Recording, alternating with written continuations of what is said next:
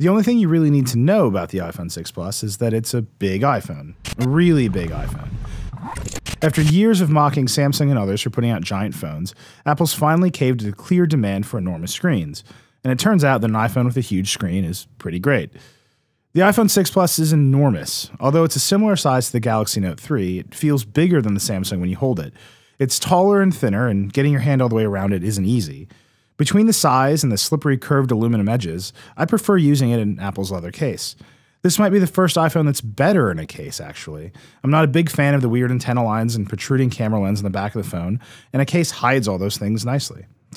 Of course, the reason this thing is so big is the 5.5-inch 1920 by 1080 Retina HD display, which looks fantastic.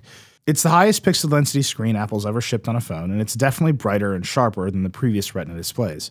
It's not as super saturated as Samsung screens, but it looks far more accurate, especially when you're taking photos.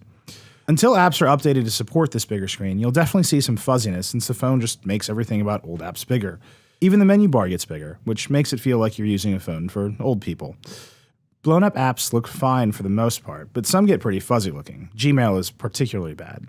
But I'd expect most software developers to update their apps relatively soon. But you don't need these updated apps to appreciate the screen right away. It's just so big and gorgeous, and browsing the web and watching videos on it is a joy. Video in particular is terrific. I watched a Packers game for a couple hours on the 6 Plus and never thought about switching to a TV. It's that good. Of course, watching video on any big screen phone is great, so it's up to Apple to figure out how to take better advantage of this new size that's in between an iPhone and iPad. It's starting slowly. Apps that are updated for the bigger screen can take advantage of some new features that make the iPhone 6 Plus almost like a smaller iPad. There's a new 2-column view in landscape that shows you more information in various apps, and a new landscape keyboard that includes arrow keys and dedicated cut, copy, and paste buttons. It's all very useful, even if the icon on this paste button is terrible. Seriously, this is awful. Come on. Once there are apps that take advantage of this new size properly, I can't see ever using my iPad mini again. The iPhone 6 Plus is almost as big, has an awesome screen, and is also my phone, which is a huge advantage. And the iPhone 6 Plus battery seems to last forever. If you're a frequent traveler, the 6 Plus is a no-brainer. The 6 Plus also has a killer new camera, which is now so good I can't imagine ever using a point-and-shoot camera ever again. It's still 8 megapixels, but Apple's added what it calls focus pixels for faster focusing, and it really works. This thing takes pictures fast. You can also take 240 frames per second slow-motion videos, which is awesome, and the 6 Plus has optical image stabilization, which makes it even better in low light than the iPhone 6. It's just an amazing little camera. But apart from the huge screen and terrific camera upgrades, the iPhone 6 Plus is still very much an iPhone.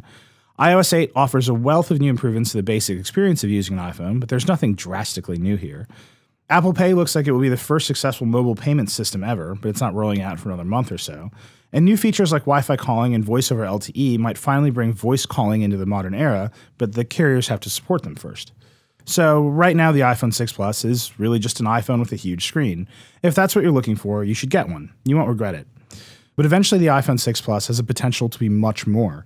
After being on the road for a few days, I found myself using it for everything. My laptop and my iPad remain safely tucked away in my bag. This is the future of phones, and it's a future Samsung and others have been chasing for a while. The iPhone 6 Plus might be late to the game, but it's off to a great start.